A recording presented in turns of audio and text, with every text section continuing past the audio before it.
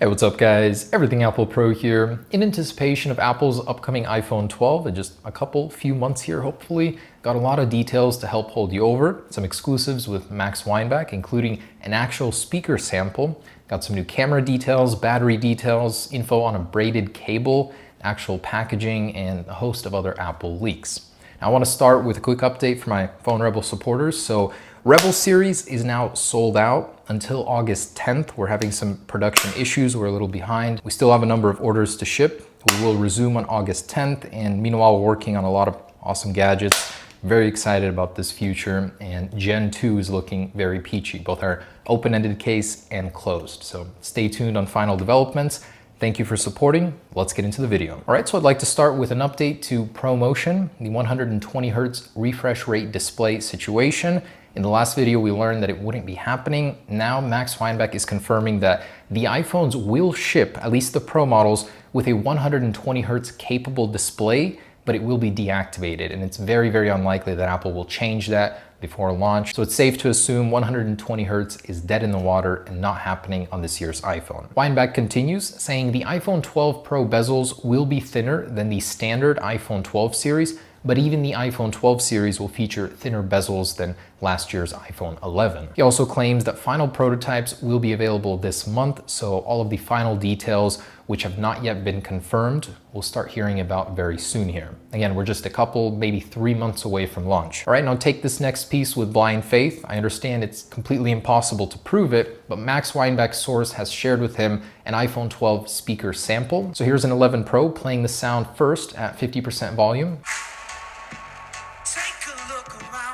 And the iPhone 12 Pro series, also at 50% volume.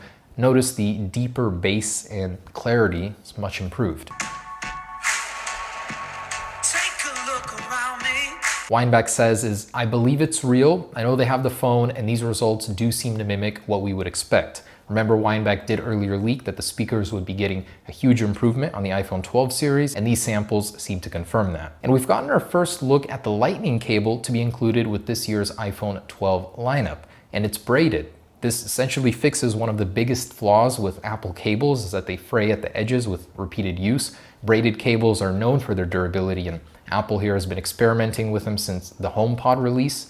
And most recently with the Mac Pro, they include a black weaved Lightning cable. It looks awesome. Apple is including a much better cable with this year's iPhone. Weinbach also confirms that the smaller iPhone box rumor we heard about in the last video, it's true. And Apple will be saving about 1.5 to 2 times the space in transport, which will directly contribute to lower emissions, carbon release, due to the smaller packaging, and that's amazing. Apple has repeatedly made their commitments known to renewable energy, and they want to go carbon neutral by 2030, so this is a great step towards that. Even hinting about it on their website, saying lighter on the planet right out of the box. And supposedly Apple will be removing the power adapter within the packaging as well, making it even lighter, but not lighter on your wallet. And Max Weinbach reports that more OEMs are looking to follow Apple in their footsteps and remove power adapters and headphones in the boxes of their phones. Samsung in particular is reaching out, trying to consider whether it's a good idea. Max Weinbach also reports that for Apple, the end of life, official end of life for the 2019 iPhone series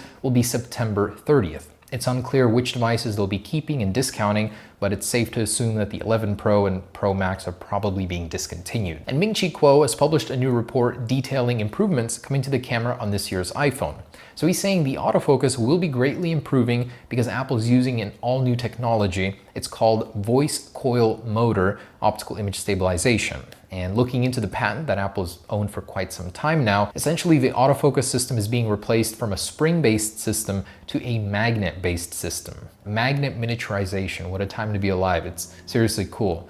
I mean, we've seen this in other Android smartphones, but for Apple, this is new. And combine this with sensor shift image stabilization, which is also happening on this year's iPhones, that's gonna make a major camera upgrade aside from everything else they have planned. And Ming-Chi Kuo supports his earlier report, saying periscope zoom is indeed happening on the 2022 iPhones. Apple is now in talks with suppliers on production. This will greatly increase the optical zoom capability of the iPhone.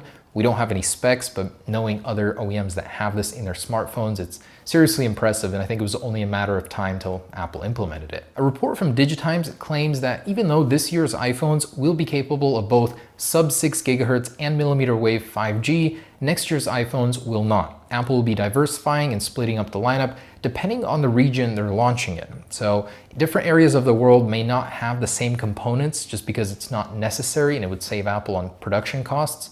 Interesting. Now, actual images of the iPhone 12 lineup batteries have leaked along with the actual milliamp capacities via a certification website.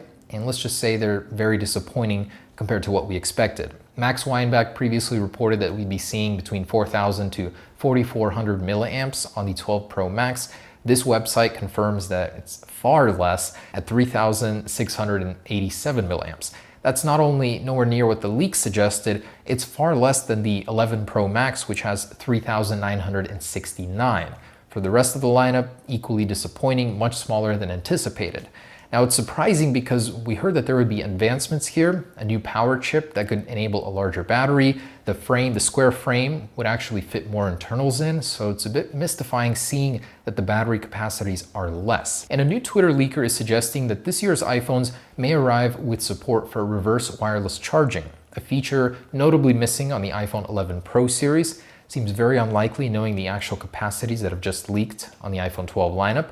But he says this technology could be possible because Apple would be including gallium nitride inside of this year's iPhones. So this is a new technology taking power adapters by storm.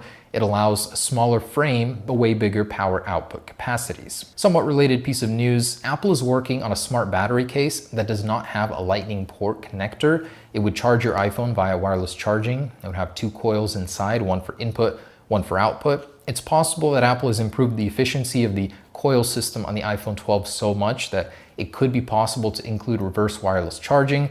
But again, knowing those battery capacities seems unlikely. Also, Twitter leaker Love to Dream once again confirms that the iPhone 12 Pro models will indeed come with 6 gigabytes of RAM. We already knew this, just some confirmation.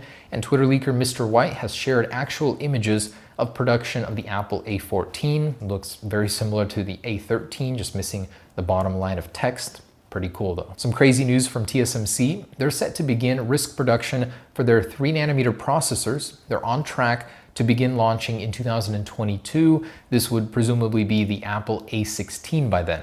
3 nanometers across. More would be stunned. Also, that leak we heard about a triple layer logic board on the iPhone, which sounded crazy at the time, is now becoming even more likely, as Apple will be building mini LED devices such as MacBooks and iPads with a triple layer logic board design in mind. So going forward, it's very possible that Apple will extend this to the iPhone.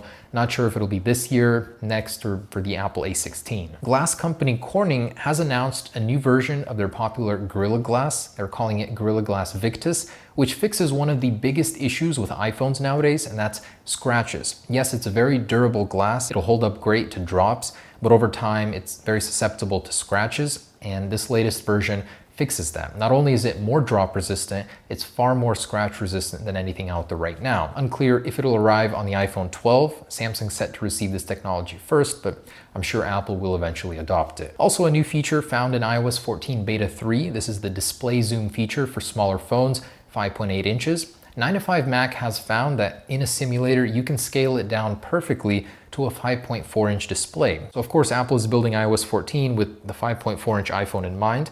It's interesting to see the scaling and aspect ratio of that interface. They're not making it any smaller. It'll be just as easy to use as any other iPhone. And Macatakara claims to know the launch timeframe of this year's iPhones, saying that in late October, they'll first be launching the 4G LTE variants, and later on in November, they'll launch the fully fledged 5G models. And analysts at Wedbush believe there are one of 3 scenarios which Apple could use, the most likely being that Apple launches in September with a very limited stock, which will quickly sell out and there will be a waiting period.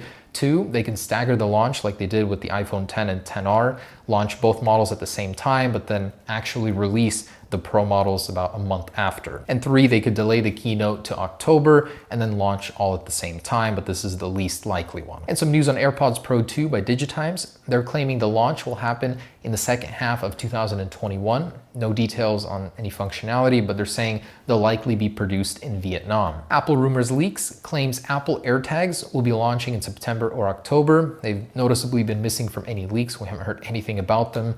in quite some time, and they will require iOS 14. This Twitter leaker also believes that the smaller wireless charger Apple is working on, call it AirPower Mini, will be launching with a price tag from $99 to $149. Quite steep. Apple Rumors Leaks claims there will be an event in both September and October in which Apple will be releasing the product digitally, unlikely that media will appear, and he claims that there are a host of new Apple products which could be released as soon as next month. Love to Dream also believes the same, dreaming about the fact that there are multiple Apple products ready to ship. And a new Twitter leaker believes that Apple is working on a dedicated game console. This would be powered by ARM, and no, not Apple Pippin 2, something new entirely. Apple Rumors Leaks also believes that Apple is working on a dedicated game controller, which is set to release in 2021. This would have a lightning port and wireless charging. And Apple has given us a quick preview of emojis coming to iOS 14 this fall, including more faces, people, body parts, for example, pinched fingers, anatomical heart and lungs, a lot of new animals, food, and more. Oh, and iOS 14 has been jailbroken by the Pangu team, unlikely to see the light of day, but interesting as always to see that it's possible. And 9to5Mac has found irrefutable evidence of Face ID coming to the Mac, in particular iMac, likely later this year or next year. All right guys, thanks for watching. Stay tuned for the next one. Peace.